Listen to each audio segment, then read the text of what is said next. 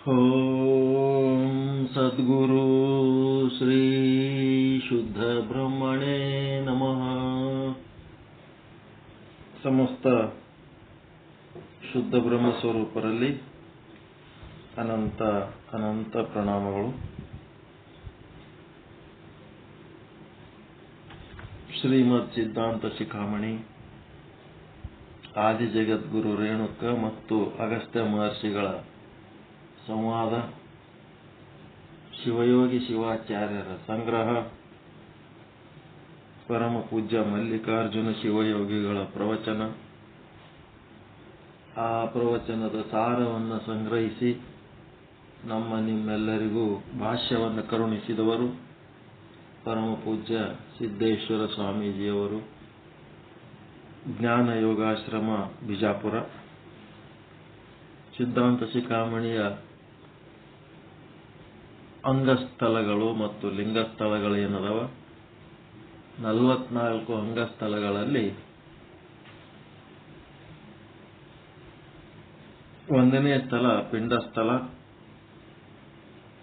ಯಶಸ್ವಿಯಾಗಿ ಸುಮಾರು 20 ಪ್ರವಚನಗಳನ್ನು ಪಿಂಡಸ್ಥಳದ ಮೇಲೆ ಪೂರೈಸಿದ್ದೇವೆ. ಇನ್ನೊಂದು ಸ್ವಲ್ಪ ದಿವಸ ಇದ್ರ ಮೇಲೆ ನಡೀತದೆ. ಆಮೇಲೆ ಪಿಂಡ ಜ್ಞಾನ ಸ್ಥಳ 1-2 ದಿವಸ ಅಥವಾ 3 ದಿವಸನಾಗ ಪಿಂಡ ಸ್ಥಳ ಮುಗಿತಾ ಇದೆ.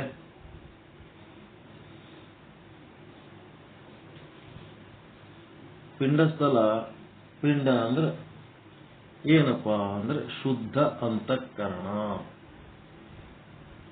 ನಮ್ಮ ಅಂತಃಕರಣ ನಿರ್ಮಲ ಚಿತ್ತ ಅಂತಿರಲ್ಲ, ಅದೇ ನಿರ್ಮಲ ಚಿತ್ತ ಸಾಧನೆ ಅಂತಂದ್ರೆ ಇದೇ ನೋಡಿ. ನಿರ್ಮಲ ಚಿತ್ತ ಸಾಧನೆಗೆ ಏನ್ ಮಾಡಬೇಕು? ಕರ್ಮಗಳನ್ನು ಮಾಡಬೇಕು.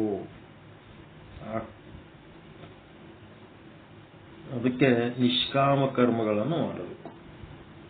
ಆ ಕರ್ಮಕ್ಕೆ ಸಂಬಂಧಪಟ್ಟಂತೆ, ಕರ್ಮ ಸಿದ್ಧಾಂತಕ್ಕೆ ಸಂಬಂಧಪಟ್ಟಂತೆ ಕೆಲವೊಂದು ಮಾಹಿತಿಗಳು ಇದರೊಳಗೆ ಬರ್ತವೆ.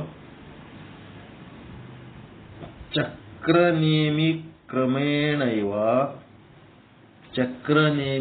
ಕ್ರಮೇಣೈವ ಭ್ರಮಂತಿ ಹಿ ಶರೀರಿಣಃ ಜಾತ್ಯಾಯುರ್ಭೋಗ ವೈಷಮ್ಯ ಕಾರಣಂ ಕರ್ಮ ಕೇವಲಂ ಅಂತ ಒಂದು ಶ್ಲೋಕ. ಇದು ಯಾವುದೋ ಹುಳ ಸೌಂಡ್ ಮಾಡ್ಲಕತ್ತ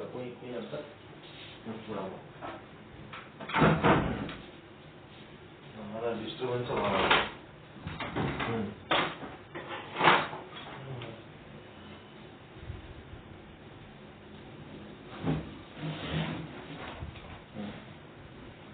ಈ ಶ್ಲೋಕದ ಒಂದು ಅರ್ಥ, ಚಕ್ರ ನೇಮಿ ಕ್ರಮೇಣೈವ ಭ್ರಮಂತಿ ಹಿ ಶರೀರಿಣಃ ಜಾತ್ಯಾಯುರ್ಭೋಗ ವೈಷಮ್ಯ ಕಾರಣಂ ಕರ್ಮ ಕೇವಲಂ. ಕೇವಲ ತನ್ನ ಕರ್ಮಗಳ ಫಲವಾಗಿ ಜೀವ ಏನ್ ಮಾಡ್ತಿರ್ತಾನ, 84 ಲಕ್ಷ ಯೋನಿ ಒಳಗ ಸುತ್ತಿರ್ತಾನ.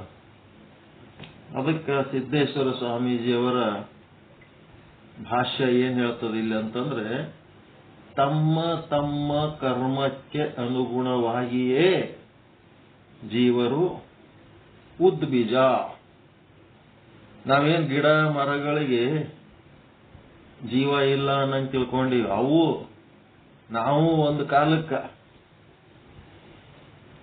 ಬರೇ ತಗೊಂಡು ಕೊಡ್ಲಾರ್ದು ಹಾದೇವಂತಂದ್ರೆ, ಬರೇ ತಗೊಳ್ಳೋದು ಒಂದೇ ಮಾಡಿ ಯಾರಿಗೆ ಏನು ಕೊಡ್ಲಾರ್ದೆ ಹಾದೇವಂತಂದ್ರೆ ಮುಂದೆ ಗಿಡ ಮರಗಳಾಗಿ ಹುಟ್ಟುತ್ತೀವತ್. ಅಲ್ಲಿ ತಗೊಳ್ಳೋದು ಏನಿಲ್ಲ, ಬರೇ ಕೊಡೋದು, ತಗೊಳಕ್ಕೆ ಏನಿಲ್ಲ ಅಲ್ಲಿ. ಹಂಗ ಉದ್ಬೀಜ ಗಿಡ ಮರಗಳು, ಸ್ವೇದಜ ಅಂದ್ರೆ ನೀರಿನೊಳಗ ಬೆವರಿನೊಳಗ ಹುಟ್ಟಂತವು, ಅಂಡಜ ಅಂದ್ರೆ ತತ್ತಿಲಿಂತ ಹುಟ್ಟಂತವು, ಪಿಂಡಜ ಯೋನಿಗಳಲ್ಲಿ ಜನ್ಮ ತಾಳುತ್ತಾರೆ.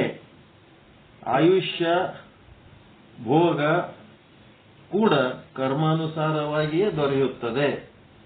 3 ಐಟಮ್ ಹೇಳ್ಯಾರಿ ಇಲ್ಲಿ. ಜನ್ಮ 84 ಲಕ್ಷ ಜೀವರಾಶಿಗಳ ಪೈಕಿ ಒಂದು ಜನ್ಮ. ನೆಕ್ಸ್ಟ್ ಆಯುಷ್ಯ, ಮತ್ತೆ ಭೋಗ. ಜನ್ಮ ಅಂದ್ರೆ ಒಂದು ಶರೀರ. 84 ಲಕ್ಷ ಜೀವರಾಶಿಗಳ ಪೈಕಿ ಒಂದು ಶರೀರ, ಮತ್ತು ಆ ಶರೀರದೊಳಗ ಎಷ್ಟು ಕಾಲ ಇರಬೇಕು ಅಂತೇಳಿ ಆಯುಷ್ಯ, ಮತ್ತು ಅದರೊಳಗೆ ಇದ್ದು ಏನೇನು ಭೋಗಿಸ್ಬೇಕು ಅಂತೇಳಿ ಭೋಗ. ಇದೆಲ್ಲ ಅವರವರ ಕರ್ಮಾನುಸಾರವಾಗಿಯೇ ದೊರೆಯುತ್ತಿರುತ್ತದೆ. ಇದನ್ನ ತಿಳ್ಕೊಂಡ ಮೇಲೆ ಮತ್ತೆ ನಾವು ಚಾಯ್ಸ್ ಮಾಡ್ತೀವಿ. ಇಂಥದ್ದು ಸಿಗ್ಬೇಕಿತ್ತು, ಅಂತ ಸಿಗ್ಬೇಕಿತ್ತು, ಇಂಥದ್ದು ಆಗ್ಬೇಕಿತ್ತು, ಅಂಥದ್ದು ಆಗ್ಬೇಕಿತ್ತು ಅಂತೇಳಿ. ಇದು ಫಿಕ್ಸ್ ಆಗಿದೆ. ಇದು ನಮ್ಗೇನ್ ಸಿಗ್ಬೇಕು ಸಿಕ್ಕೇ ಸಿಗ್ತವೆ. ಅಲ್ಲ ಅಂದ್ರೆ ಬಿಡಂಗಿಲ್ಲ. ಮತ್ತೇನಾದ್ರು ನಮ್ದು ಅಲ್ಲದ್ದು ಬೇಕು ಅಂದ್ರೆ ಸಿಗಂಗಿಲ್ಲ. ಸಂಸಾರ ಚಕ್ರದಲ್ಲಿ ಅವರು ಬಿಡದೇ ಸುತ್ತುತ್ತಿರುವುದು ಎದಕ್ಕಪ್ಪ ಅಂದ್ರೆ ಈ ಕರ್ಮದಿಂದಲೇ. ಹಳಿ ಕರ್ಮ ಭೋಗಿಸ್ಲಕ್ಕಂತೇಳಿ ಹುಟ್ಟು ಬರೋದು, ಮತ್ ಹೊಸ ಕರ್ಮ ಮಾಡೋದು, ಮತ್ ಆ ಕರ್ಮ ಭೋಗಿಸ್ಲಕ್ಕ ಮತ್ತೊಂದು ದೇಹ ತಗೊಂಡು ಬರೋದು, ಮತ್ತೊಂದು ಹೊಸ ಕರ್ಮ ಮಾಡೋದು. ಕರ್ಮದಿಂದ ದೇಹ, ದೇಹದಿಂದ ಕರ್ಮ. ಇದೆ ಭವಚಕ್ರ, ಜನನ ಮರಣಗಳ ಚಕ್ರ.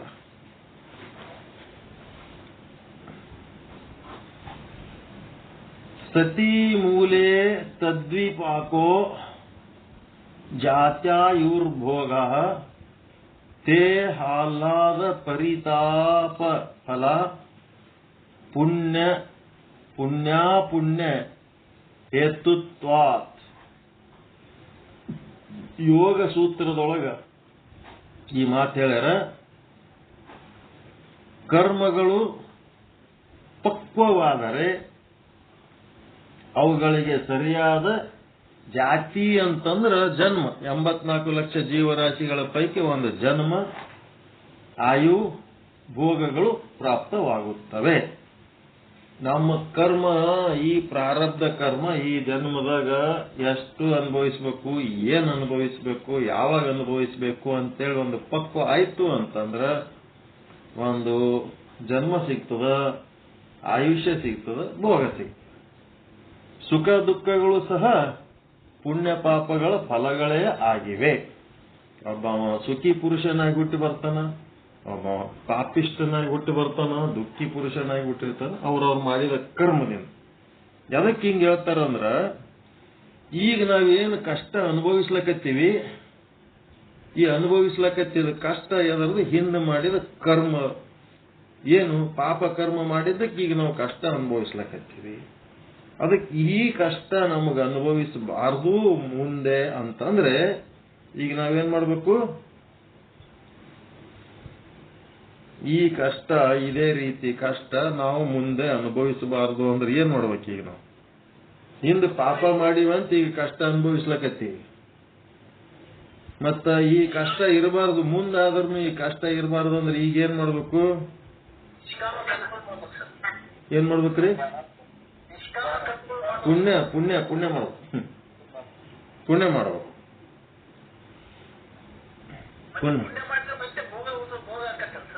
ಭೋಗನೇ ಪುಣ್ಯದ ಫಲ. ಭೋಗ ಸುಖ ಅನುಭವಿಸ್ಬೇಕಾದ್ರೆ ಪುಣ್ಯದ ಫಲ.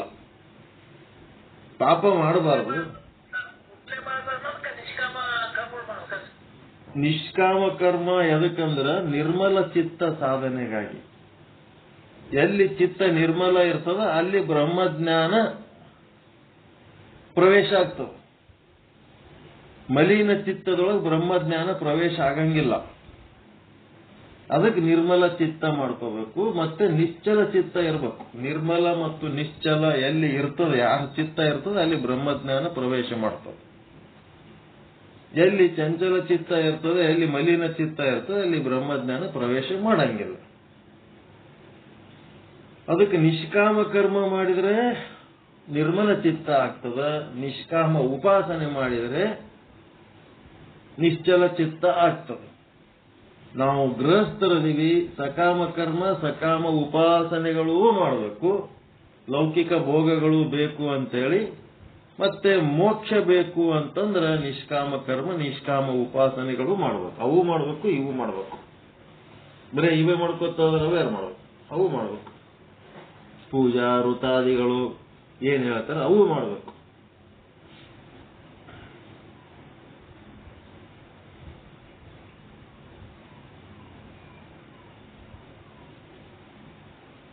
ಯಥಾ ಅನಾದಿರ್ಮಲತ್ತಸ್ಯ ಕರ್ಮಣ್ಯಾವ ಮಾನದಿಕಂ.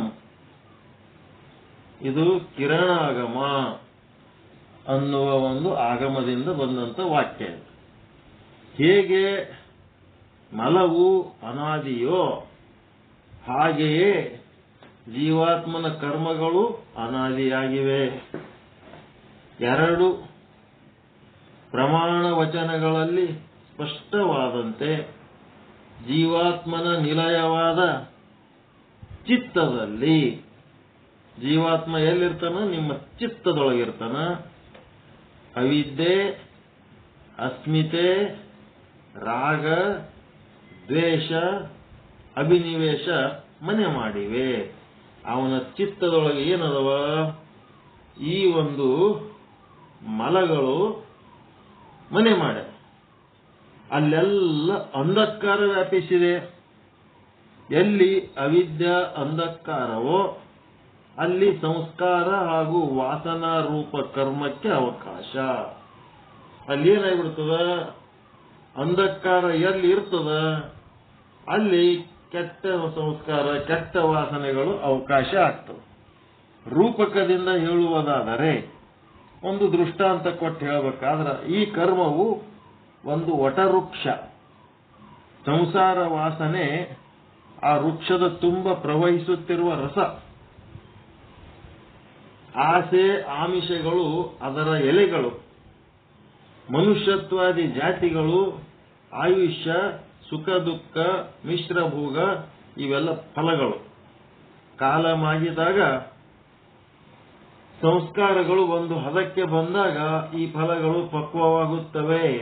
ಈ ಪಕ್ವ ಫಲಗಳೇ ಮುಂದಿನ ಜನ್ಮದ ಕಾರಣಗಳು. ಅದಕ್ಕೆ ಅವ್ರು ಏನ್ ಮಾಡಿದ್ರು? ಒಂದು ಗಿಡ ಅದ. ಆ ಗಿಡ ಎದರದು? ಕರ್ಮನ ಗಿಡ. ಗಿಡನೇ ಕರ್ಮ. ಕರ್ಮ ಒಂದು ಗಿಡ. ಸಂಸ್ಕಾರ ವಾಸನೆ. ಸಂಸ್ಕಾರ ವಾಸನೆ ಅಂದ್ರೆ ಏನ್ರಿ? ಸಂಸ್ಕಾರ ವಾಸನೆ ಅಂದ್ರೆ ಏನು?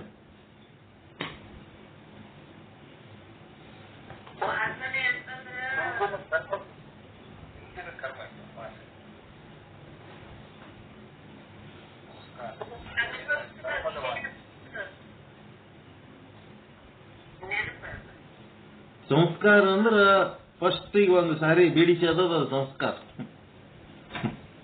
ಬೀಡಿ ಸೇದೋದು ಗೊತ್ತಿಲ್ಲ, ಅವ ಮಿಸ್ತ್ರ ಸಿಕ್ಕ, ಅವ ಏನ್ ಮಾಡ್ದ? ಬೀಡಿ ಸೇದೋದು ಕಲಿಸ್ದ. ಫಸ್ಟ್ ಬೀಡಿ, ಅದು ಸಂಸ್ಕಾರ. ಬೀಡಿ ಸುಟ್ಟು ಹೋಯ್ತು. ಸುಟ್ಟು ಆದ್ಮೇಲೆ ಅವ ಕಲಿಸಿದವನು ಇಲ್ಲ. ಈಗ ಒಳಗೆ ಏನ್ ಮಾಡ್ಲಕತ್ತದ? ವಾಸನೆ. ಇನ್ನೊಂದು ಬೀಡಿ ಸೇದು ಅಂತ ಹತ್ತದಲ್ಲ, ಅದು ವಾಸನೆ.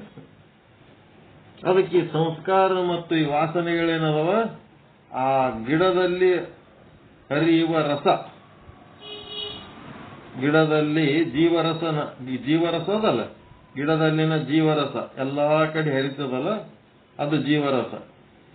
ನಮ್ಮ ಮೈ ತುಂಬ, ಕೈ ತುಂಬ, ಮನಸ್ಸಿನ ತುಂಬ ಈ ಸಂಸ್ಕಾರ ಮತ್ತು ವಾಸನೆಗಳ ರಸಗಳೇ ಅದಾವ. ಮತ್ತೆ ಆಸೆ ಆಮಿಷಗಳು ಆ ಗಿಡದ ಎಲೆಗಳು. ಆಸೆ ಆಮಿಷ ಎಲೆಗಳು. ಆಸೆ ಆಮಿಷಗಳು ಆ ಗಿಡದ ಎಲೆಗಳು ಸಿಗುತ್ತಿರ್ತಾವ. ಈ ಸಂಸ್ಕಾರ ಒಳಗಿರೋ ಕಾರಣ. ಮನುಷ್ಯತ್ವ ಜಾತಿ, ಆಯುಷ್ಯ, ಭೋಗ ಇವೆಲ್ಲ ಏನದವ? ಫಲಗಳು. ನಮಗೊಂದು ಶರೀರ, ನಮ್ಮ ಆಯುಷ್ಯ, ನಮ್ಮ ಭೋಗ, ಸುಖ ದುಃಖ ಇವೆಲ್ಲ ಆ ಗಿಡದಲ್ಲಿಂದ ಸಿಗ ಫಲಗಳು. ಕರ್ಮ ಎನ್ನ ಗಿಡದಿಂದ ಆ ಗಿಡದಲ್ಲಿರುವ ಸಂಸ್ಕಾರ ವಾಸನೆ, ಅದೇನದ ಸಂಸ್ಕಾರ ಹಾಗೂ ವಾಸನಾ ರೂಪ. ಸಂಸ್ಕಾರ ಅಂದ್ರೆ ಒಂದು ಇಂಪ್ರೆಷನ್. ನಿಮ್ಮ ಅಂತಃಕರಣ ಒಂದು ಸಾರಿ ಯಾವುದೇ ಒಂದು ವಸ್ತುವಿನ ಆವರಣ ಭಂಗ ಮಾಡ್ತು ಅಂತಂದ್ರೆ ಅದರದ ಆಕಾರ ತಾಳ್ತದ. ಅದರ ಆಕಾರ ತಾಳಿ ಮತ್ತು ವಾಪಸ್ ಅಂತರ್ಮುಖಿ ಆದಾಗ ಅದು ಸುಮ್ಮನೆ ಹಂಗೆ ಹೋಗಲ್ಲ. ಯಾವುದರ ಆಕಾರ ತಾಳ್ಯದ ಅದರ ಸಂಸ್ಕಾರ ತನ್ನೊಳಗೆ ಸಂಗ್ರಹ ಮಾಡ್ಕೊಂಡು ಹೋಗ್ಬಿಡ್ತವ.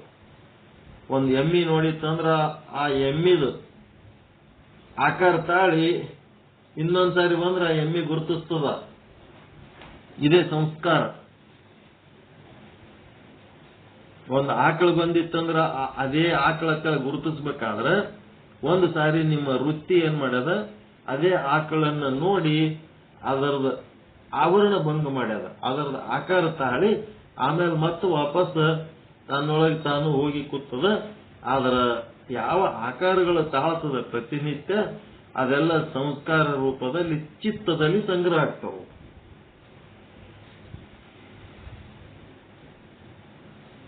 ಪ್ರತಿನಿತ್ಯ ಲಕ್ಷ ಲಕ್ಷ ಸಂಸ್ಕಾರಗಳು ಹೊಂದುತ್ತದೆ ಇದು ಅಂತಃಕರಣ. ಅದರ ಸಲುವಾಗಿ ಈ ಒಂದು ಒಳ್ಳೆ ಜನರ ಮಧ್ಯೆ ಇರಬೇಕು, ಒಳ್ಳೆ ಕೆಲಸ ಮಾಡಬೇಕು, ಒಳ್ಳೆ ಆಲೋಚನೆ ಮಾಡಬೇಕು ಅಂದ್ರೆ ಒಳ್ಳೆ ಸಂಸ್ಕಾರಗಳು ನಮ್ಮೊಳಗೆ ಉಳಿತಾವ. ಅದನ್ನ ಬಿಟ್ಟು ಕೆಟ್ಟ ಜನರ ಮಧ್ಯೆ ಇದ್ದು ಕೆಟ್ಟ ಕೆಲಸ, ಕೆಟ್ಟ ಆಲೋಚನೆ, ಕೆಟ್ಟ ಮಾತುಗಳು ಆಡ್ತಿದ್ದೇವಂತಂದ್ರೆ ಅವೆಲ್ಲ ಕೇಳಿ ಅವೆಲ್ಲ ನೋಡಿ ಅವ್ರ ಜೊತೆಗಿದ್ದು ನಮ್ಮ ಅಂತಃಕರಣಕ್ಕೆ ಏನಾಗ್ತದ, ಆ ಕೆಟ್ಟ ಸಂಸ್ಕಾರಗಳು ಒಳಗ್ ಕೂಡ್ತಾವ. ಆ ಸಂಸ್ಕಾರ ಪಡ್ಕೊಳ್ಳೋದಲ್ಲದೆ ಒಳಗಿನ ವಾಸನೆ ಒತ್ತಡ ಹಾಕ್ತಿರ್ತದ. ಅವ್ರ ಸಂಗಟ ಚಲೋ ಅನಿಸ್ತದ, ನಡಿ ಇನ್ನೊಂದ್ ಸ್ವಲ್ಪ ಹೊತ್ತು ಹೋಗಮ್ಮ, ನಾಳೆಗೆ ಹೋಗಮ್ಮ, ನಾಡ್ದವ್ರ ಸಂಗಟ ಹೋಗಮ್ಮ, ಯಾವಾಗ ಕರಿತಾರದ್ ಕೈಕೊಂಡ್ ಕುಂದ್ರಮ್ಮ, ಇಂಥವ್ ಬರ್ತಾವ. ಯಾರು ಬೇಕು ಅವ್ರ ಸಂಗಟ ಹೋಗೋದು, ಏನ್ ಬೇಕಾದ್ರು ಮಾಡ್ಕೊತ ಹೋಗೋದು. ಸಂಸ್ಕಾರ ವಾಸನೆ ಇವುದ್ರದ ಫಲ ಏನಪ್ಪ, ಕರ್ಮದ ಫಲ ಏನಪ್ಪ ಅಂತಂದ್ರೆ ಆಯುಷ್ಯ, ಜಾತಿ, ಭೋಗ, ಸುಖ, ದುಃಖ ಇವೆಲ್ಲ ಅದರಾಗ ಬರ್ತಾವ.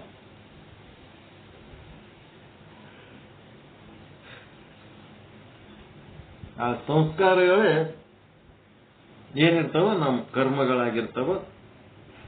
ಆ ಕರ್ಮಗಳು ಯಾವಾಗ ಪರಿಪಕ್ವ ಆಗ್ತಾವ ಅವಾಗ ಇವೆಲ್ಲ ಫಲಗಳು ನಮಗೆ ಸಿಗ್ತಾವ. ಈ ಸಂಗತಿಯನ್ನು ಉದಾಹರಣೆಯಿಂದ ತಿಳಿದುಕೊಳ್ಳುವುದು ಸೂಕ್ತ. ಒಂದು ಉದಾಹರಣೆ ಕೊಡ್ತಾರೆ. ಇದು ಒಂದು ದೃಷ್ಟಾಂತ ಕೊಟ್ಟರು, ಅದಕ್ಕೆ ರೂಪಕ ಅಂದ್ರು. ಗಿಡದ್ದೊಂದು ದೃಷ್ಟಾಂತ ಕೊಟ್ಟರು. ಗಿಡ ಎದರದು? ಕರ್ಮದ ಗಿಡ. ಅದರೊಳಗಿರುವ ಜೀವರಸ, ಗಿಡದಾಗ ಬೇರ್ ಹಿಡ್ಕೊಂಡು ಎಲಿ ತುದಿ ತನಕ ಒಂದೇ ಜೀವರಸ. ಅದು ಏನಪ್ಪ ಅಂದ್ರೆ ಸಂಸ್ಕಾರ ವಾಸನೆ. ಮತ್ತೆ ಅದು ಸಂಸ್ಕಾರ ಅನ್ನೋದ್ರಕ್ಕಿಂತ ಸಂಸಾರ ವಾಸನೆ ಅಂದ್ರೆ ಕರೆಕ್ಟ್ ಆಗ್ತದ ಏನೋ. ಸಂಸ್ಕಾರ ಅಂತ ಪ್ರಿಂಟ್ ಆಗ್ಯದ, ಅದು ಮೋಸ್ಟ್ಲಿ ಸಂಸಾರ ವಾಸನೆ ಅಂತ ಇರಬಹುದು ಅಂತ ನನಗೆ ಅನಿಸ್ತದ. ಏನದ ಸಂಸಾರ ಅಂದ್ರೂ ನನಗ ಸರಿನೇ ಅನಿಸ್ಲಕತ್ತದ, ಸಂಸ್ಕಾರ ಅಂದ್ರೂ ಸರಿ ಅನಿಸ್ಲಕತ್ತ. ನೆಕ್ಸ್ಟ್ ಆ ಗಿಡದೊಳಗಿರುವ ಜೀವರಸ ಸಂಸಾರ ವಾಸನೆ ಅಥವಾ ಸಂಸ್ಕಾರ ವಾಸನೆ ಏನಾರು ಮಾಡ್ರಿ. ಮತ್ತೆ ಆಸೆ ಆಮಿಷಗಳೇನದವ, ಆ ಒಂದು ಸಂಸಾರ ವಾಸನೆಯಿಂದ ಆಸೆ ಆಮಿಷಗಳು ಉಂಟಾಗ್ತಾವ ಒಳಗ. ಆ ವಾಸನೆಗಳು ಇದ್ದದ್ದಕ್ಕ ಮುಂದೆ ಆ ಒಂದು ಸಂಸ್ಕಾರ ವಾಸನೆಗಳು ಪಕ್ವವಾಗಿ ಫಲ ನೀಡುವುದಕ್ಕೆ ಪಕ್ವವಾದಾಗ ಈ ಮನುಷ್ಯ, ಪ್ರಾಣಿ, ಗಿಡ, ಮರ ಅಂತೇಳಿ 84 ಲಕ್ಷ ಜೀವರಾಶಿಗಳ ಪೈಕಿ ಒಂದು ಶರೀರ ಸಿಗ್ತದ. ಶರೀರದ ಜೊತೆಗೆ ಆಯುಷ್ಯ, ಭೋಗ ಏನೇನವಲ್ಲ ಅವೆಲ್ಲ ಅವನಿಗೆ ಸಿಗ್ತಾವ. ಅದಕ್ಕೆ ಈಗೇನ್ ಮಾಡಿದ್ರು, ಮುಂದೆ ಒಂದು ಕಥೆ ಹೇಳ್ತಾರೆ ಸಣ್ಣದು. ಈ ಸಂಗತಿಯನ್ನ ಉದಾಹರಣೆಗಳಿಂದ ತಿಳಿಯುವುದು ಸೂಕ್ತ. ಯಾರ ಕಥೆ ಹೇಳಿದ್ರು? ಜಡಭರತ. ಈ ಜಡಭರತ ಈತನ ಕತೆ ಎಲ್ಲಿದಪ್ಪ? ಎಲ್ಲಾ ಇಂಥ ಕಥೆಗಳು ಎಲ್ಲಿದ ಸಂಗ್ರಹ ಆಗ್ಯಾವ ಅಂತಂದ್ರ ಭಾಗವತದಿಂದ ಸಂಗ್ರಹ ಆಗ್ಯಾವ. ಎಲ್ಲ ಕಥೆಗಳು ಭಾಗವತದ ಮೂಲಕ ಸಂಗ್ರಹ ಆಗ್ಯಾವ. ಅದಕ್ಕೆ ಜಡಭರತನ ಕಥೆ ಬಹಳ ಮುಖ್ಯ ಕಥೆ ಅದ ಭಾಗವತದೊಳಗ. ಅದನ್ನಿಲ್ಲಿ ಸಂಕ್ಷಿಪ್ತವಾಗಿ ಹೇಳ್ತಾರೆ. ಜಡಭರತ ಮಹಾ ತಪಸ್ವಿ. ಆಕಸ್ಮಿಕವಾಗಿ ದೊರೆತ ಹರಿಣ ಮರಿಯೊಂದನ್ನು ಸಾಕಿ ಸಲಹಿದ. ಅದನ್ನು ಅತಿ ಪ್ರೀತಿಯಾಗಿ ಪ್ರೀತಿಸಿದ. ಆ ಪ್ರೀತಿ ಪಕ್ವವಾಯಿತು. ತಪಸ್ವಿ ದೇಹ ಬಿಟ್ಟ. ಆದರೆ ಆ ಪಕ್ವ ಸಂಸ್ಕಾರವು ಅವನಿಗೆ ಹರಿಣ ಜನ್ಮ ನೀಡಿತು. ಅವನಿಗೇನಾಯ್ತು? ಹರಿಣ ಜನ್ಮ. ಹರಿಣ ಅಂದ್ರೆ ಚಿಗರಿ. ಅವ ತಪಸ್ ಮಾಡ್ಕೊತ ಕೂತಿರ್ತಾನ. ಒಂದು ಚಿಗರಿ ಹುಲಿ ಬೆನ್ನೆತ್ತಿರ್ತದ. ಆ ನದಿ ದಂಡಿಲಿಂತ ಈ ದಂಡಿಲಿಂತ ಆ ದಂಡಿಗೆ ಅದು ಚಿಗರಿ ಹಾರಿಬಿಡ್ತದ. ಆ ಚಿಗರಿ ಏನಿರ್ತದ? ಗರ್ಭಿಣಿ ಇರ್ತದ. ಆ ಗರ್ಭ ಏನಾಗಿಬಿಡ್ತದ? ಅದರದ್ದು ಮರಿ ಆ ನೀರಾಗಿ ಬಿದ್ದು ಬಿಡ್ತದ. ಆ ನೀರಾಗಿ ಬಿದ್ದ ಮರಿ ಒದ್ದಾಡಿ ಸಾಯೋ ಕಂಡೀಷನ್ ಇರ್ತದೆ. ಇವ ಜಡಭರತನ ಕಣ್ಣಿಗೆ ಬೀಳುತ್ತದ. ಇವ ಏನ್ ಮಾಡ್ಬಿಡ್ತಾನ? ಹೋಗಿ ಆ ಮರಿಯನ್ನ ತಂದು ಸಾಕ್ತಾನ. ಸಾಕಿದ ಮೇಲೆ ಇವು ಬಿಟ್ಟು ಅದು ಎಲ್ಲಿ ಹೋಗಲ್ಲ, ಅವನು ಬಿಟ್ಟು ಇದು ಎಲ್ಲಿ ಹೋಗಲ್ಲ. ಇಬ್ರು ಬಾರಿ ಫ್ರೆಂಡ್ಸ್ ಆಗಿಬಿಡ್ತಾರ. ಮುಂದ ಜಡಭರತಗೆ ವಯಸ್ಸಾದ್ಮೇಲೆ ದೊಡ್ಡ ಚಿಂತೆ. ನಾ ಸತ್ತ ಮೇಲೆ ಈ ಚಿಗರಿ ಮರಿನ ಯಾರು ನೋಡ್ತಾರ ಅಂತೇಳಿ ಚಿಂತೆ ಮಾಡ್ಕೊತ ಚಿಗರಿ ಮರಿ ಚಿಂತೆ ಸತ್ತೋತಾನ. ಆ ಚಿಗರಿ ಮರಿದೇನು ಅವನಿಗೆ ಸಂಸ್ಕಾರ ಒಳಗೆ ತುಂಬಿಕೊಂಡಿದ್ದ, ಅದು ಸಂಸ್ಕಾರ ಫಲ ನೀಡ್ತು. ಏನ್ ಮಾಡ್ತು? ಆ ಜನ್ಮದಾಗ ಅವನಿಗೆ ಮೋಕ್ಷ ಆಗ್ಬೇಕಾಗಿತ್ತು. ಆದ್ರೆ ಆ ಚಿಗರಿ ಮರಿಯ ಸಂಸ್ಕಾರದಿಂದ ಇನ್ನ ಒಂದು ಜನ್ಮ ತಾಳ್ಬೇಕಾಯ್ತು. ಚಿಗರಿ ಜನ್ಮ ತಾಳಿ ಆಮೇಲೆ ಮತ್ತೆ ಅವನಿಗೆ ಮೋಕ್ಷ ಆಯ್ತು. ಹಂಗ ಹೇಳಕತ್ತ ಕರ್ಮದ ಫಲ ಹೆಂಗ್ ಕೆಲಸ ಮಾಡ್ತದ. ಮತ್ತ ವಾಲ್ಮೀಕಿ ಉದಾಹರಣೆ. ಮೊದಲು ಬೇಟೆಗಾರ, ಪಾಪವನ್ನೇ ಉಸಿರಾಡಿಸಿದ ದಾರಿಗಳ್ಳ, ಕೊಲೆಗಾರ. ಆದರೆ ಒಬ್ಬ ಸಂತನ ದರ್ಶನ ಅವನಲ್ಲಿ ಒಳ್ಳೆಯ ಸಂಸ್ಕಾರಕ್ಕೆ ಜನ್ಮವಿತ್ತಿತು. ಬಹು ಬೇಗನೆ ಅದು ಬಲಿತು, ಪಕ್ವವಾಯಿತು. ಕೊನೆಗೆ ಅದರ ಫಲವಾಗಿ ವಾಲ್ಮೀಕಿ ಮಹರ್ಷಿ ಆದ. ಈ ಸಂಸ್ಕಾರ ಹೆಂಗ್ ಕೆಲಸ ಮಾಡ್ತದ, ಕರ್ಮ ಹೆಂಗ್ ಕೆಲಸ ಮಾಡ್ತದ ಅಂತ. ಕ್ಷತ್ರಿಯನಾದ ವಿಶ್ವಾಮಿತ್ರನು ಶುಭ ವಾಸನೆಯಿಂದ ಬ್ರಹ್ಮರ್ಷಿಯಾದ. ಸ್ವರ್ಗವನ್ನೇರಿದ ನಹುಷ ರಾಜನು ಅಶುಭ ಸಂಸ್ಕಾರದಿಂದ ಸರ್ಪಯೋನಿಯನ್ನ ಪ್ರವೇಶಿಸಿದ. ಇದೆಲ್ಲ ಪಕ್ವ ಸಂಸ್ಕಾರಗಳ ವಿವಿಧ ಫಲಗಳು ಅಂತ. ನಹುಷ ತಪಸ್ಸು ಮಾಡಿ ಮಾಡಿ ಸ್ವರ್ಗವನ್ನೇರಿ ಇಂದ್ರನನ್ನ ನೂಕಿ ಇಂದ್ರ ಪದವಿಗೆ ಕುಂತು ಇಂದ್ರನ ಹೆಂಡತಿ ಶಚಿದೇವಿಗೆ ಎಲ್ಲಿದಿ ಬಾ, ನಿನ್ನ ದೇವೇಂದ್ರಂದೇನಿಲ್ಲ, ಈಗ ನಾನೇ ಇಂದ್ರ ಅಂತೇಳಿ ಅವನ ಹೆಂಡತಿ ಕರೆಯೋದು. ಮತ್ತ ಅವನಿಗೆ ಏನ್ ಮಾಡಿದ್ರೆ ಸಮಾಧಾನ ಆಗಲಿಲ್ಲ. ಋಷಿ ಮುನಿಗಳು, ಸಪ್ತ ಋಷಿಗಳೇನದರ, ಆ 7 ಮಂದಿ ಋಷಿಗಳನ್ನ ತನ್ನ ಪಲ್ಲಕ್ಕಿ ಹೊರಲಕ್ಕೆ ಹಚ್ಚಿ ಅವ್ರಿಗೆ ಏನ್ ಮಾಡ್ತಿದ್ದ? ಎಷ್ಟು ಸಾವಕಾಶ ನಡೀತೀರಿ, ಜಲ್ದಿ ಜಲ್ದಿ ನಡೀರಿ ಅಂತೇಳಿ ಪಲ್ಲಕ್ಕಿ ಒಳಗಿಂದ ಕಾಲು ಹೊರಗೆ ಹಾಕಿ ಆ ಋಷಿ ಮುನಿಗಳಿಗೆ ಒಲಿತಿದ್ದ ನಹುಷ ರಾಜ. ಸರ್ಪಾಹ ಅಂದ್ರೆ ಜಲ್ದಿ ನಡ್ರಿ ಅಂತಿದ್ದ. ಅದಕ್ಕ ಸರ್ಪಾಹ ಅನ್ನೋದು ಇನ್ನೂ ಒಂದು ಅರ್ಥ ವೇದಗಳಲ್ಲಿ ಏನದ ಅಂದ್ರೆ ಹಾವು ಅಂತ ಬರ್ತದೆ. ಇವರು ಸರ್ಪ ಅಂತ ರಾಜ ಅಂದ ಕೂಡ್ಲೇನೆ ಇವರು ಸರ್ಪ ಅಂತಂದ್ರು. ಅಂದ ಕೂಡಲೇ ಅದರ ಅರ್ಥ ಏನಾಯ್ತಪ್ಪ ಅಂದ್ರ ನೀನು ಸರ್ಪನಾಗಿ ಹೋಗು, ಹರಿದು ಹೋಗು ಅಂತ ಅರ್ಥ ಆಗ್ತದ. ಅದಕ್ಕೆ ಇವ್ರು 7 ಮಂದಿ ಕೂಡಿ ಗಟ್ಟಿ ಮನಸ್ಸಿನಿಂದ ಇವರು ಸರ್ಪ ಸರ್ಪ ಅನ್ಕೋತ ಪಲ್ಲಕ್ಕಿ ಹೊತ್ಕೊಂಡು ನಡೆದ್ರು. ಅವ ಸರ್ಪದ ರೂಪ ತಾಳಿ ಹರ್ಕೊಂಡು ಹೋಗ್ಬಿಟ್ಟ. ವಿಶ್ವಾಮಿತ್ರ ಬ್ರಹ್ಮರ್ಷಿಯಾದ, ಕ್ಷತ್ರಿಯನಾದ ವಿಶ್ವಾಮಿತ್ರ ಬ್ರಹ್ಮರ್ಷಿಯಾದ. ಇದು ಇವನ್ ಜೊತೆಗೆ ಇನ್ನೊಬ್ಬವ ಬ್ರಾಹ್ಮಣನಾದವನು ಕ್ಷತ್ರಿಯನಾದ. ಯಾರು? ಕ್ಷತ್ರಿಯ ಇದ್ದವ ಬ್ರಹ್ಮರ್ಷಿ ಆದ, ಬ್ರಾಹ್ಮಣ ಇದ್ದವನು ಕ್ಷತ್ರಿಯ ಆದ.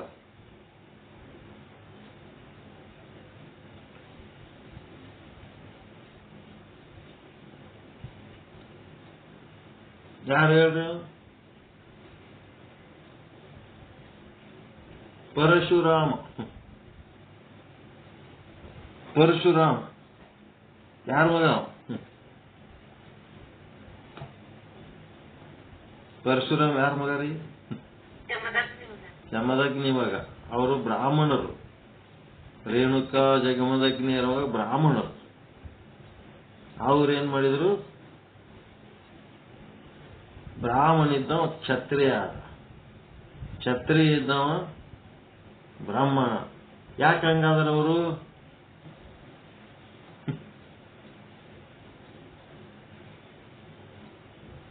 ಅದಕ್ಕೆಲ್ಲ ಹಿಂದೆ ಕತ್ತಿ ಅದ. ಅವರಿಬ್ಬರು ತಾಯಿದೇರು, ಇಬ್ಬರು ಅಕ್ಕ ತಂಗಿದೇರು.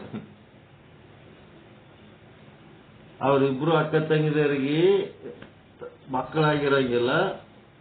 ತಪಸ್ವಿಗಳು ಏನ್ ಮಾಡ್ತಾರ? ಒಂದು ಸೇಬು ಕೊಡ್ತಾರ. ಆ ಸೇಬು ಕೊಟ್ರ ಇವ್ರ ಅಕ್ಕ ತಂಗಿ ಕೂಡಿ ಅದಕ್ಕೆ ಕೊಯ್ಕೊಂಡು ತಿಂದು ಬಿಡ್ತಾರ. ಕೊಯ್ಕೊಂಡು ತಿಂದಕ್ಕೆ ಏನಾಗ್ಬಿಡ್ತು? ಬ್ರಾಹ್ಮಣ ಹೊಟ್ಟೆ ಕ್ಷತ್ರಿಯ ಹುಟ್ಟದ, ಕ್ಷತ್ರಿಯ ಹೊಟ್ಟೆ ಬ್ರಾಹ್ಮಣ ಹುಟ್ಟದ. ಹೀಗೆಲ್ಲ ಕಥೆಗಳು ಏನೋ ಇರ್ತಾವ. ಅವೆಲ್ಲ ಕಥೆಗಳು ಅವೆಲ್ಲ ದಿನ ಹರಿಕಥೆ ಕೇಳೋರಿಗೆ ಚಂದ ಅರ್ಥ ಆಗ್ತವ. ನಾವು ಯಾವಾಗಾರ ಬ್ರಹ್ಮಜ್ಞಾನ ಹೇಳೋರಿಗೆ ನೆನಪು ಮಾಡ್ಕೋಬೇಕಂದ್ರೆ ಅವು ಕಥೆಗಳು ನೆನಪು ಆಗಲ್ಲ. ಹಿಂಗಾಗಿ ಎಲ್ಲದಕ್ಕೂ ಒಂದೊಂದು ಅರ್ಥ, ಒಂದೊಂದು ಕಥೆ ಅದಾವ. ಹಂಗ ಇಲ್ಲಿ ವಿಶ್ವಾಮಿತ್ರ ಒಳ್ಳೆಯ ವಾಸನೆಯಿಂದ ಬ್ರಹ್ಮರ್ಷಿ ಆದ. ಒಳ್ಳೆಯ ವಾಸನೆ, ಶುಭ ವಾಸನೆಗಳಿಂದ ಸ್ವರ್ಗವನ್ನೇರಿದ. ವಿಶ್ವಾಮಿತ್ರ ಯಾರ ಶಿಷ್ಯ?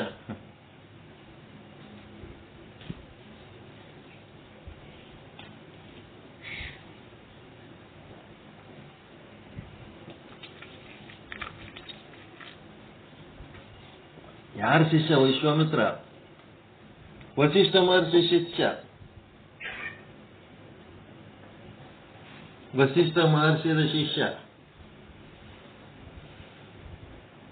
ಆ ವಿಶ್ವಾಮಿತ್ರನ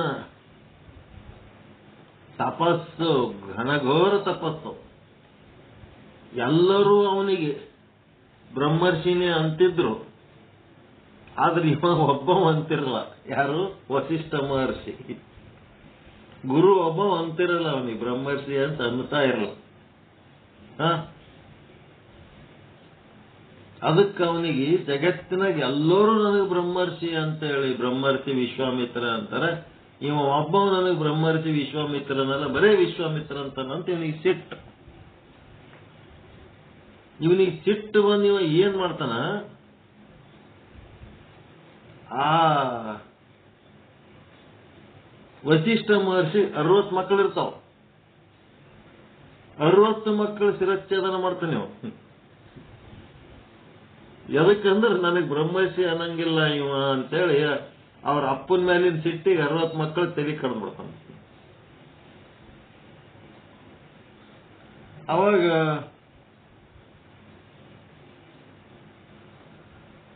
ಏನು ಅವರೆಲ್ಲ ಜ್ಞಾನಿಗಳು ಸೈಲೆಂಟ್ ಇದ್ಬಿಡ್ತಾರ.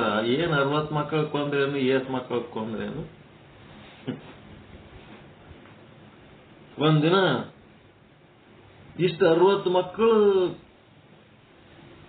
ಕೊಂದ್ರೂ ಇವಾಗ ನನಗೆ ಬ್ರಹ್ಮರ್ಷಿ ಅನ್ನಂಗಿಲ್ಲ ಅಂತ ಅಂದ್ಮೇಲೆ ಇವನಿಗೆ ಎಷ್ಟು ಸೊಕ್ಕಿರ್ಬೇಕಂತೇಳಿ ಗುರುವಿನ ಮೇಲೆ ಭಯಂಕರ ಸಿಟ್ಟಿಟ್ಕೊಂಡು ಏನ್ ಮಾಡ್ತಾನ? ಅವ್ರ ಮನಿ ಮುಂದ ಒಂದು ಗಿಡ ಇರ್ತದ, ಗಿಡದಾಗ ಏರಿ ಕೂತ್ ಬಿಡ್ತಾನ, ಹೊಂಚ್ ಹಾಕಿ ಆ ಗುರುವಿನ ಕೊಂದ್ ಬಿಡಮಂತೇಳಿ. ಅವನು ಚಪ್ಪಗೊಡ್ಲಿ ಇರ್ತದ, ಕೊಡ್ಲಿ ತಗೊಂಡು ವಸಿಷ್ಠ ಮಹರ್ಷಿಗೆ ಕೊಂದು ಬಿಡಬೇಕು ಅಂತೇಳಿ ಮ್ಯಾಲ ಕುಂತು ಹೊಂಚ್ ಹಾಕ್ತಿರ್ತಾನ. ವಿಶ್ವಾಮಿತ್ರರು ಊಟ ಆದ್ಮೇಲೆ ಹೊರಗೆ ಕಟ್ಟಿ ಮೇಲೆ ಬಂದು ಕುಂತಿರ್ತಾರ. ಆ ಕಟ್ಟಿ ಮೇಲೆ ಒಂದು ಗಿಡದಾಗ ಮೇಲೆ ವಸಿಷ್ಠ ಕೊಲೆಗಡಕಾಗಿ ಕೂತ್ಬಿಟ್ಟಾನ ವಿಶ್ವಾಮಿತ್ರ. ಅಕ್ಕಿ ಅವಂದು ಊಟ ಮಾಡಿ ಬಂದ ಮೇಲೆ ಮತ್ತ ಅವನ ಹೆಂಡತಿ ಅಕ್ಕಿನೂ ಬರ್ತಾಳ, ಬಂದು ಅಲ್ಲೇ ಕುಂದಿರ್ತಾಳ. ಕುಂತ ಮೇಲೆ, ಅಲ್ಲ ಈ ಜಗತ್ತಿನಾಗ ಅತ್ಯಂತ ಶ್ರೇಷ್ಠ ತಪಸ್ವಿ ಯಾರೇ ಅದಾರ, ಬ್ರಹ್ಮರ್ಷಿಗಳಂತ ಯಾರೇ ಅದಾರ ಅಂತೇಳಿ ಅವನ ಹೆಂಡತಿ ಕೇಳ್ತಾಳ. ವಸಿಷ್ಠ ಮಹರ್ಷಿ ಹೆಂಡತಿ ಕೇಳಿದ್ರ, ಯಾಕಿಲ್ಲ ಅದನೊಬ್ಬ ಅವ. ಯಾರವ? ಅವನೇ ವಿಶ್ವಾಮಿತ್ರ. ಮತ್ತೆ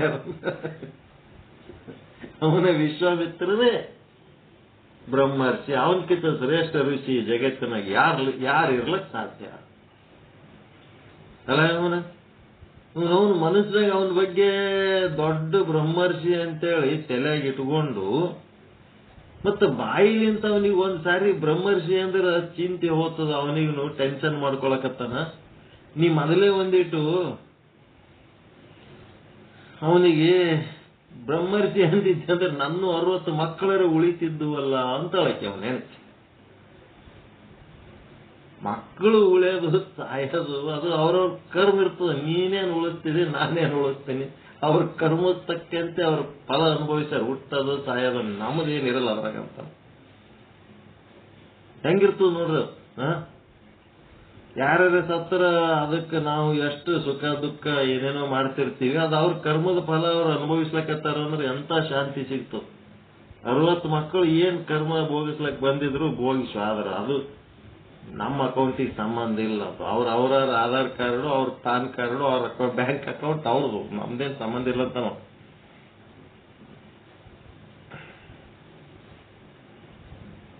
ಅವಾಗ ಅಕ್ಕಿ ಅಂತಾಳ, ಮತ್ತ ಅವನಿಗೆ ಬ್ರಹ್ಮರ್ಷಿ ಅಂತೇಳಿ ಅನ್ಲಕ್ ಏನ್ ತ್ರಾಸ ಅದ ನಿಮಗ? ಸುಮ್ಮ ಅಂದ್ ಬಿಟ್ರಾಯ್ತಲ್ಲ, ಆಯ್ತು ಮಕ್ಕಳು ಹೋಗ್ಯಾವ ಹೋಗಲಕ್ ಬಿಡು, ಅಟ್ಲೀಸ್ಟ್ ಅವನಿಗೆ ಸಮಾಧಾನ ಆಗ್ತದ. ಅಂದ್ರೆ ಏನಾಗ್ತದ ಅಂದ್ ಬಿಡ್ರಲ್ಲ. ಅದೇ ಅನ್ನೋದಕ್ಕೆ ಇನ್ನ ಒಂದು ಸ್ವಲ್ಪ ಅವನೊಳಗ ಅಹಂಕಾರ ಅದು ಒಂದು ಸ್ವಲ್ಪ ಅವನೊಳಗ ಅಹಂಕಾರ ಇಟ್ಟು ನಾನು ಅವನಿಗೆ ಬ್ರಹ್ಮರ್ಷಿ ಅಂದ್ಬಿಟ್ನೆ ಅಂತಂದ್ರ ಆ ಅಹಂಕಾರ ಅವನಿಗೂ ಹಾಳು ಮಾಡ್ತದ, ಇಡೀ ಜಗತ್ತು ಹಾಳು ಮಾಡ್ತದ. ಅವನ ಅಹಂಕಾರ ಗುರುವಿನ ಮೇಲೆ ಭಿನ್ನಾಭಿಪ್ರಾಯ, ಗುರುವಿಗೆ ಬೈಬೇಕು, ಗುರುವಿಗೆ ಕೊಲ್ಲಬೇಕು, ಗುರುವಿನ ಸಂಗಡ ಜಗಳಾಡಬೇಕು ಅಂತೇಳಿ ಅವನೊಳಗ ದುರಹಂಕಾರ ಉಕ್ಕಲಕತ್ತದ. ಅದರ ಸಲುವಾಗಿ ಅವ ಎಲ್ಲೇನ ಗೊತ್ತದ ನಿನಗೆ, ಎಲ್ಲೇನ ಗೊತ್ತಾ ಅಂತ ಅವನ ಹೆಂಡತಿ ಕೇಳ್ತಾನೋ, ಎಲ್ಲೇನ ಅಂತ ಕೇಳ್ತಾಳಕ್ಕಿ. ಎಲ್ಲೇನ ಇಲ್ಲ ಮ್ಯಾಲ ಕೂತಾನ ನೋಡಿ ನನ್ನ ಕೊಲ್ಬೇಕಂತ. ಅವನಿಗೆ ಹೆಂಗ್ ಬ್ರಹ್ಮರ್ಷಿ ಅಲ್ಲಿ ಇಲ್ಲೇ ಮ್ಯಾಲ ಕೂತಾನ ನೋಡು ಅಂತ ಹೇಳಕ್ಕಿ. ಮ್ಯಾಲ ನೋಡ್ತಾಳ, ಅವ ಒಳ್ಳೆ ಆಯುಧ ಹಿಡ್ಕೊಂಡು ಸಿಟ್ಟಿಗೇರಿ ಕೂತ್ಬಿಟ್ಟಾನ. ಏನು ಅಲ್ಲೇ ಕೂತಿದಿ ಅಂತಂದ್ರ ಒಳಗ ಪೂರ್ತಿ ನನ್ನ ಮ್ಯಾಲ ಬ್ರಹ್ಮರ್ಷಿ ಅನ್ನೋದು ನಮ್ಮ ಗುರುಗಳ ಮನಸ್ಸಿನಾಗ ಇಷ್ಟೊಂದು ಇಟ್ಕೊಂಡು ನನ್ನ ಅಹಂಕಾರ ಕಳಿಬೇಕಂತೇಳಿ ತನ್ನ 60 ಮಕ್ಕಳು ಹೋದ್ರೂ ತನ್ನ ಜೀವ ಹೋದ್ರೂ ಬ್ರಹ್ಮರ್ಷಿ ಅನ್ಲಕ್ಕ ತಯಾರಿಲ್ಲ ಅಂತಂದ್ರೆ ಅದು ಎಂತ ಶ್ರೇಷ್ಠ ಗುರು ಇರ್ಬೇಕು ಯಪ್ಪ ನೀನು ಅಂತೇಳಿ ಕೆಳಗೆ ಇಳಿದು ಬಂದು ಸೀದಾ ವಸಿಷ್ಠರ ಕಾಲಿಗೆ ಬಿತ್ತು ಜಗ್ಗಿ ಅಳಕತ್ತಿ ಬಿಡ್ತಾನೆ. ನನ್ನ ಅಹಂಕಾರ ಕಳೆಯೋದಕ್ಕ, ನನ್ನ ಶುದ್ಧ ಮಾಡೋದಕ್ಕ, ನನ್ನ ಚಿತ್ತ ನಿರ್ಮಲ ಮಾಡೋದಕ್ಕ ನೀನು ಇಷ್ಟೊಂದು ತ್ಯಾಗ ಮಾಡಿದೆಲ್ಲ ಯಪ್ಪ. ನಾನು ಶ್ರೇಷ್ಠ ಬ್ರಹ್ಮರ್ಷಿ ಅಂತ ನಿನ್ನ ಮನಸ್ಸಿನಾಗ ಇಟ್ಟುಕೊಂಡು ಒಳಗ ಅಹಂಕಾರ ಇರ್ಲಾರ್ದೆ ಸ್ವಚ್ಛ ಮಾಡಿ ಅವನಿಗೆ ಬ್ರಹ್ಮರ್ಷಿ ಮಾಡಬೇಕು ಅಂತೇಳಿ ನಿಂದೆಲ್ಲ ಕಳ್ಕೊಂಡೆಲ್ಲೋ ಮಾರಾಯ, ಎಂತವ್ ನೀನು ಅಂತ ಹೇಳಿ ಕಾಲಿಗೆ ಬಿದ್ದು ನಮಸ್ಕಾರ ಮಾಡಿ ಹಳ್ಳ ಕಟ್ಟಿಬಿಡ್ತಾನ. ಅವಾಗ ವಸಿಷ್ಠ ಮಹರ್ಷಿಗಳು ಈಗ ನೀ ಬ್ರಹ್ಮರ್ಷಿ ಆಗಿದ್ ನೋಡು, ನಾವು ಯುವ ಬಿಕಮ್ ಬ್ರಹ್ಮರ್ಷಿ ವಿಶ್ವಾಮಿತ್ರನ್ ಅಂತ ನಾವು ಹಬ್ಬ ಅಂದವ. ಇದನ್ನ ಪಡ್ಕೋಬೇಕಾದ್ರೆ ನಾನು ಎಷ್ಟು ಕಷ್ಟ ಪಡ್ಬೇಕಾಯ್ತು ನಮ್ಮ ಗುರುಗಳ ಕಡೆಯಿಂದ ಬ್ರಹ್ಮರ್ಷಿ ಅನಿಸ್ಕೋಬೇಕಾದ್ರೆ. ವಸಿಷ್ಠ ಮಹರ್ಷಿ ಪಟ್ಟಷ್ಟೇ ನೀವು ಕಷ್ಟಪಟ್ಟಿರೇನಪ್ಪ ನೀವು? ನಿಮಗೆ ಹಂಗೆ ಡೈರೆಕ್ಟ್ ಅನ್ಲಕತ್ತೀವಿಲ್ಲ ಬ್ರಹ್ಮರ್ಷಿಗಳಂತ. ಕಲಿಯುಗದೊಳಗೆ ಸುಮ್ ಓಂ ನಮಃ ಶಿವಾಯ ಅಂದ್ರೆ ಅವನೇ ಬ್ರಹ್ಮರ್ಷಿ ಅಂತ. ಸುಮ್ ಒಂದು ಮಂತ್ರ ಅಂದ್ರೆ ಸಾಕಂತ. ಯಾಕಂದ್ರ ಎಲ್ಲ ಒಟ್ಟು ಕಲುಷಿತ ವಾತಾವರಣದೊಳಗೆ ಒಂದು ಸಣ್ಣ ಅಣು ಸಹಿತ ನಮಗ ಸಣ್ಣದೊಂದು ಹುಲ್ಲು ಕಡ್ಡಿ ಸಹಿತ ದೊಡ್ಡ ಆಸರೆ ಆಗ್ತದಂತ ಮಂತ್ರ ಜಪದಿಂದ. ಹಿಂಗಾಗಿ ನಾವು ನಿಮ್ಗ ಎಲ್ಲಿ ಕಿರಿಕಿರಿ ಬ್ಯಾಡ ಅಂತೇಳಿ ಬ್ರಹ್ಮರ್ಷಿ ಅಂತ ಡೈರೆಕ್ಟ್ ತಂದು ಬಿಡ್ತೀವಿ. 16 ಮಂದಿ ಎದಿರಂದ್ರೆ 16 ಬ್ರಹ್ಮರ್ಷಿಗಳೇ ನೀವು. ಷೋಡಶ ಬ್ರಹ್ಮರ್ಷಿಗಳು ಶುದ್ಧ ಬ್ರಹ್ಮಪೀಠದ ಸ್ವಚ್ಛ ಸ್ವಚ್ಛ ಸ್ವಚ್ಛ ಬ್ರಹ್ಮರ್ಷಿಗಳು. ಅದ್ರ ಏನ್ ಮುಲಾಜಿ ಅದು. ಎಲ್ಲಿ ನಿಂತ ಹೇಳಂದ್ರೆ ಹೇಳ್ತೇನೆ. ಅದಕ್ಕೆ ಕ್ಷತ್ರಿಯನಾದ ವಿಶ್ವಾಮಿತ್ರ ಶುಭವಾಸನೆಯಿಂದ ಬ್ರಹ್ಮರ್ಷಿಯಾದ. ಶುಭವಾಸನೆ ಅಂದ್ರೆ ವಸಿಷ್ಠ ಮಹರ್ಷಿಗಳ ಶಿಷ್ಯನಾಗಿ ಸ್ವರ್ಗವನ್ನೇರಿದ ನಹುಷರಾಜ ಅಶುಭ ಸಂಸ್ಕಾರದಿಂದ ಸರ್ಪಯೋನಿಯನ್ನು ಪ್ರವೇಶಿಸಿದ. ಇದೆಲ್ಲ ಪಕ್ವ ಸಂಸ್ಕಾರಗಳ ವಿವಿಧ ಫಲಗಳು.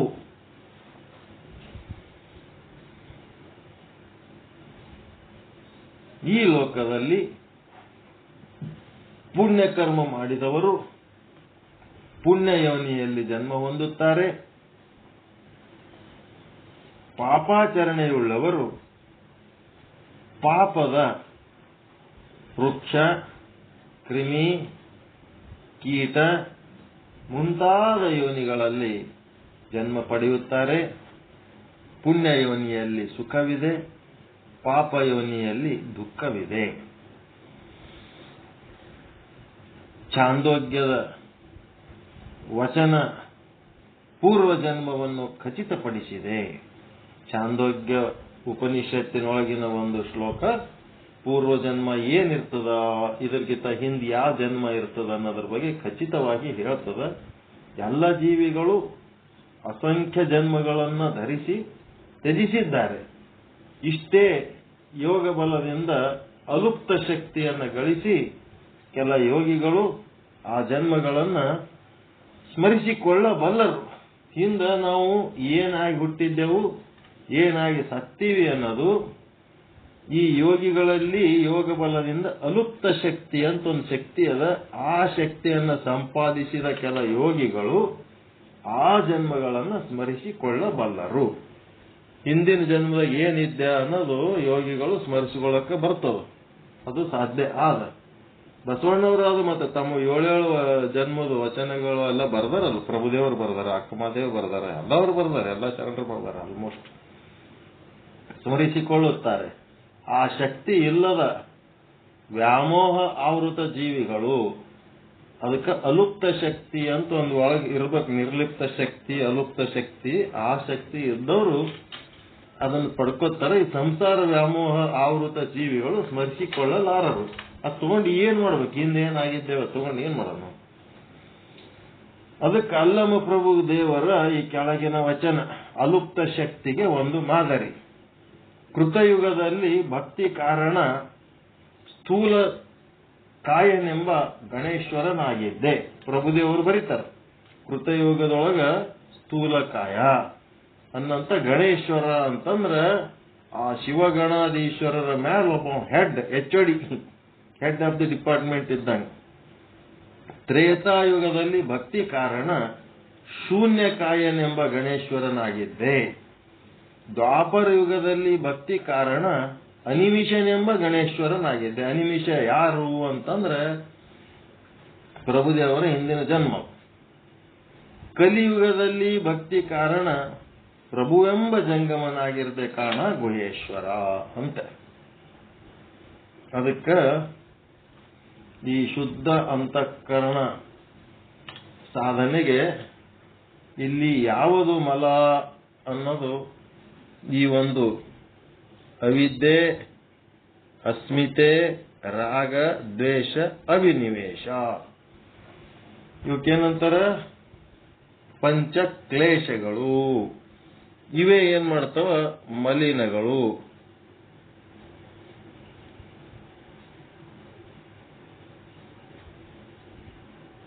ಇವೇ ಮಲಗಳು. ಅದಕ್ಕೆ ಈ ಮಲಗಳನ್ನ ಬಿಟ್ರೆ ನಿರ್ಮಲ ಚಿತ್ತ, ನಿಶ್ಚಲ ಚಿತ್ತ ಆಗಿ ನಾವು ಮುಂದೆ ಸಾಧನೆ ಮಾಡ್ಲಿಕ್ಕೆ ಸಾಧ್ಯ ಆದ ಅನ್ನಂತ ವಿಚಾರ ಹೇಳುವ ಮೂಲಕ ಇವತ್ತಿನ ಈ ಒಂದು ಶ್ಲೋಕದ ವಿಶ್ಲೇಷಣೆ ನಿಮ್ಮೆಲ್ಲರ ಪಾದಗಳಿಗೆ ಅರ್ಪಿಸ್ತಾ ಇದ್ದೇನೆ. ಮುಂದಿನ ಶ್ಲೋಕ ಏತೇಷಾಂ ದೇಹಿನಾಂ ಸಾಕ್ಷಿ ಪ್ರೇರಕ ಪರಮೇಶ್ವರ ಸಂಸಾರೇ ಭ್ರಮತಾಂ ನಿತ್ಯ ಕರ್ಮತ್ರಯಂ ನಿಯಂತ್ರಣೆ ಜನನ ಮರಣ ಚಕ್ರವೇ ಸಂಸಾರ. ಸಂಸಾರ ಅಂದ್ರೆ ಏನು ಅಂತಂದ್ರೆ ಹುಟ್ಟೋದು ಸಾಯೋದಕ್ಕೆ ಸಂಸಾರ ಅಂತಾರ. ಅದು ಅವ್ಯಾಹತವಾಗಿ ಅಸಂಖ್ಯ ವರ್ಷಗಳಿಂದ ತಿರುಗುತ್ತಿರುತ್ತದೆ. ಅದ್ರ ಬಗ್ಗೆ ಮುಂದಿನ ವಿಚಾರ ಎಲ್ಲ ಹೇಳ್ತಾರೆ. ಅಂತಃಕರಣ ಶುದ್ಧ ಆದರೆ ಈ ಚಕ್ರದಿಂದ ನಾವು ಹೆಂಗ್ ಪಾರಾಗ್ತೀವಿ ಅನ್ನೋದೆಲ್ಲ ಮುಂದೆ ಹೇಳ್ಕೊತ ಹೋಗ್ತಾರೆ. ಈಗ ಸದ್ಯಕ್ಕೆ ಭವಚಕ್ರದ ಒಂದು ವರ್ಣನೆ ಮಾಡ್ಲಿಕ್ಕತ್ತಾರೆ. ಇದು ವಿಚಾರ ಮತ್ತೆ ನಾಳೆ ನೋಡೋಣ ಇದರ ಮುಂದಿನ ಭಾಗ. ಇವತ್ತು ಸಾಕಲ್ಲ, ಇಷ್ಟು ಟೈಮ್ ಆಯ್ತು.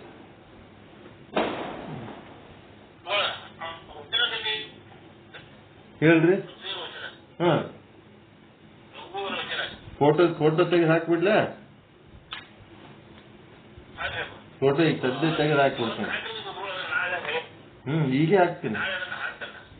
ಆಡ್ತೀರ? ಅಬ್ಬ ಭಾರಿ ಬಿಡೋದು. ಈ ಸದ್ಯ ಹಾಕ್ಬಿಡ್ತೀನಿ.